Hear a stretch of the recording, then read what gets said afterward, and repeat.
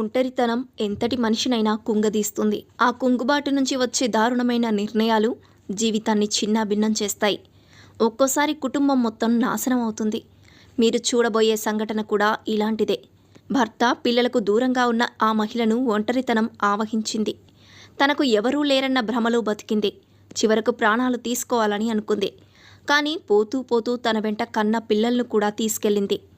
హైదరాబాద్లోని చెర్లపల్లి గట్కేసర్ రైల్వే ట్రాక్పై 2 రోజుల క్రితం ఆత్మహత్య చేసుకున్న తల్లి, 2 పిల్లల కేసులో సంచలన విషయాలు వెలుగులోకి వచ్చాయి.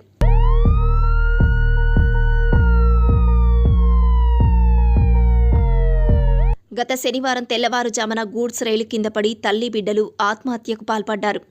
మృతులు ఉప్పల్ డిపో రాఘవేంద్రనగర్ కాలనీకి చెందిన విజయారెడ్డి, ఆమె పిల్లలు చేతన్ రెడ్డి, విశాల్ రెడ్డిగా గుర్తించారు.